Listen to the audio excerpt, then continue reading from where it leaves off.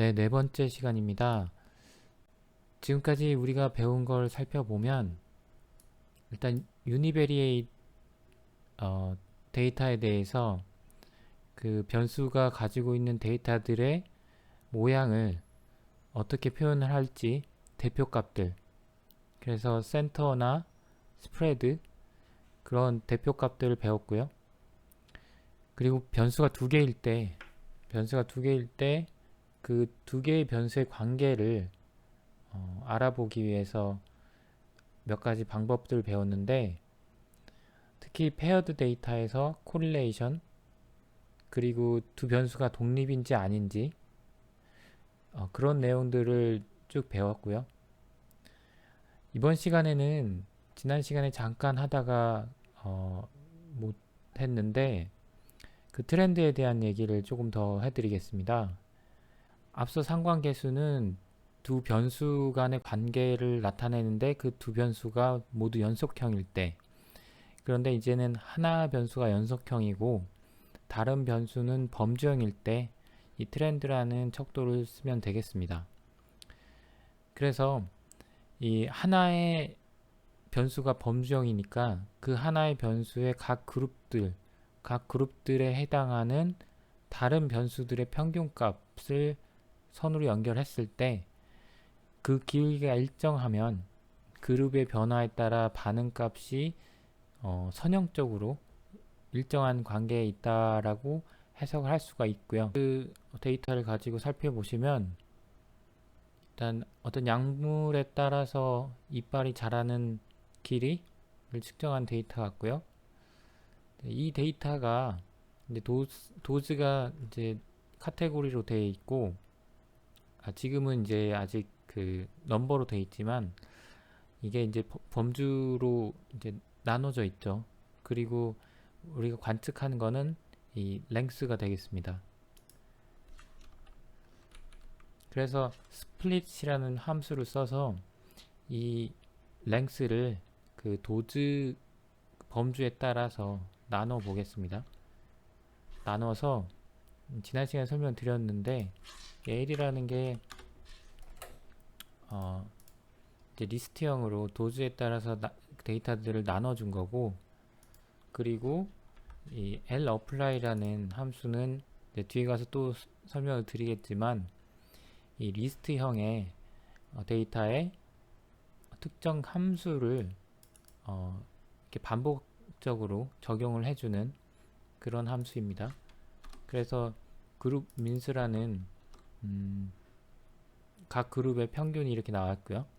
이 평균 값을 선으로 연결해주면 트렌드가 나오겠죠. 그래서 각 평균을 선으로 그어보면 이 각 그룹별로 그룹이 변할 때마다 어떤 그 평균이 조금씩 올라가는 그런 추세를 볼 수가 있죠.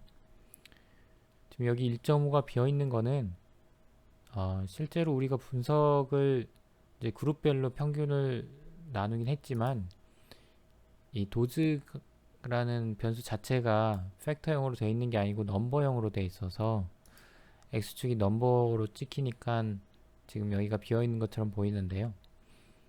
이 도즈를 팩터형으로 바꿔준 다음에 분석을 하면 이 부분이 없이 제대로 보일 것 같습니다. 그래서 이런 선형적 트렌드는 식으로 나타내면 이런 모형으로 나타낼 수 있습니다. 여기에서 뮤는 평균이죠. x가 주어져 있을 때 y의 평균, 이 x가 주어져 있을 때 y의 평균이 어떤 x 값에 비례해서, 근데 x가 어떤 그룹이죠. 그룹이 바뀌면 비례해서 평균도 바뀐다 라는 뜻이고, 한 가지 알아둘 거, 여기 뮤는 보통 우리가 뮤는 모평균, 그러니까 진짜 값이죠. 그리고 베타 같은 경우도 이제 진짜 트루 베타를 나타냅니다. 그러니까 여기는 에러가 없죠. 이게 이제 모형이고, 이제 여기서 각 포인트를 예로 들면은 그 하나의 포인트가 있을 때 투스 그로스 같은 경우에는 하나의 포인트에 대해서 length가 있고 해당하는 그룹이 있겠죠. 그리고 2는 에러입니다. 지난 시간에 말씀을 드렸는데 그 에러와 레지듀얼 바이어스, 그 뮤는 전체 파퓰레이션, 그러니까 파퓰레이션에서의 진짜 트루 값입니다. 트루 파라미터. 그게 센터 요약값이라고 했을 때 뮤는 이게 트루죠.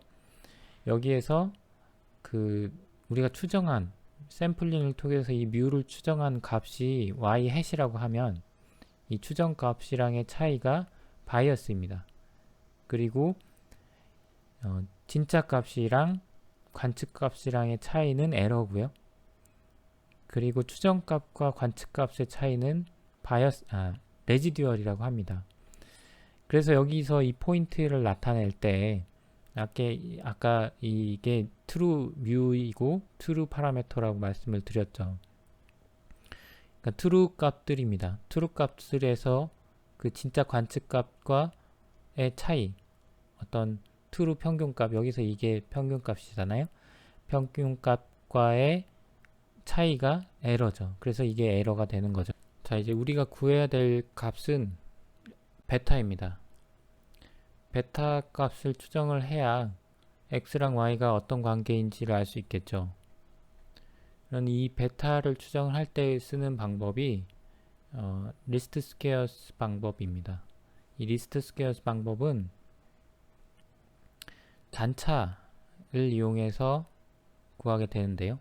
잔차는 앞에서 말씀드렸던 것처럼 추정값, 어떤 그 모형을 가지고, 데이터를 가지고 모형을 추정하고 그 추정된 모형이 만들어낸 어떤 특정 포인트에서의 y값, 이 y값과 우리 관측한 y값의 차이가 잔차입니다. 그래서 이 잔차를 이용해서 이 베타 값들을 구할 수 있는데요.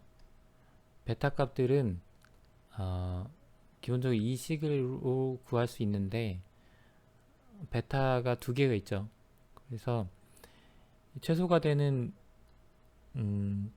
베타를 구하는 게 이 값들을 베타 값을 편미분해서 0이 되는 값을 구하는 거랑 같은 얘기입니다. 그래서 베타 0와 베타 1의 각각에 대해서 편미분을 한 후에 0이 되는 식으로 베타 값들을 계산을 해보면 이런 식으로 나오게 됩니다. 그래서 베타 1은 이제 이거 잘 보시면 코베리언스죠. 분자는.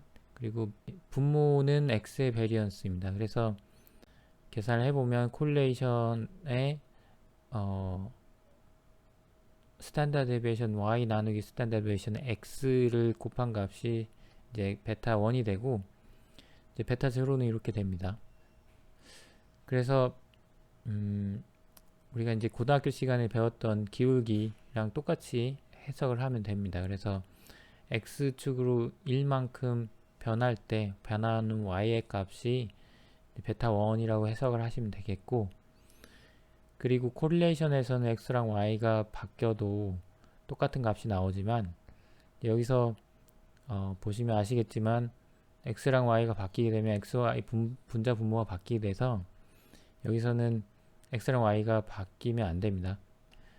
그리고 잔차의 합도 0이 되는데 이거는 이제 아까 편미분해서 나온 공식하고 몇 가지를 이용해서 증명을 했고요. 그래서 이런 특성이 있다는 거를 여러분이 이제 머릿속에 넣어 두시고 가능하시면 이제 통계 학책을 보면서 이런 증명 같은 거는 따라서 해보시면 여러 가지 이해에 도움이 많이 되실 겁니다. 그 아래서는 이런 그 선형 모형을 적합하는 거를 LM 함수를 이용을 합니다. 근데 LM 함수 같은 경우에는 이제 뒤에 11장에 리니어 리그레이션을 본격적으로 배울 때 그때 조금 더 말씀을 드릴 텐데, 일단은 R에서 사용하는 방법에 대해서 조금 간략하게 설명을 드리겠습니다. 그 lm 함수는 앞에서 말씀드렸듯이 이 포뮬라를 씁니다. 앞에 있는 틸다 앞에 있는 게 반응 변수, 틸다 뒤에 있는 게 설명 변수가 되고요. 그리고 뒤에 데이터라는 파라미터에 실제 데이터를 넣어주고 이 데이터 안에 변수들의 이름을 써줍니다. 아직 본격적으로 배우진 않았지만 이 데이터는 데이터 프레임 형태가 돼야 되고 데이터 프레임은 여러 가지 변수들을 하나의 변수에 담고 있는 거죠. 그러니까 이 하나의 변수를 한 번에 넣어주고 이 변수가 담고 있는 다른 변수들의 이름을 여기 적어 주시면 됩니다.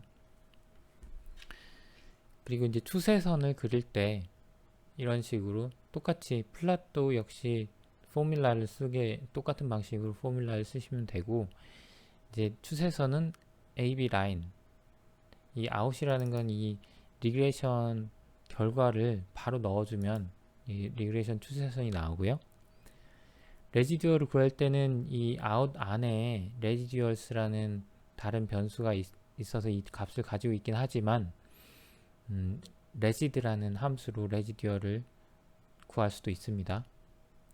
그리고 썸을 해보면 0이 되는 걸 여러분이 확인할 수가 있고, 그리고 리그레이션을 하는 이유 중에 하나가 결국은 모형을 만드는 이유 중에 하나가 결국은 예측이죠. 예측인데 우리가 관측하지 못한 다른 포인트에서의 반응값을 예측을 할 때 씁니다. 그래서 뒤에서 설명을 해드리겠지만 이 경우에는 이제 허트레이트라는 데이터인데 나이에 따라서 그 맥시멈 허트레이트가 어떻게 되는지를 데이터로 저장을 해 놓은 거고, 여기에는 나이가 30이고 40인 사람이 없습니다. 그래서 이 나이대의 그 맥시멈 허트레이트를 구하려고 하면 그거는 이런 식으로 predict라는 함수를 써서 lm의 아웃풋, 그러니까 적합된 모형하고 그리고 실제로 추정할 그 값들을 넣어주면 이제 이 값들에 대해서 y 값들이 프리딕션이 됩니다.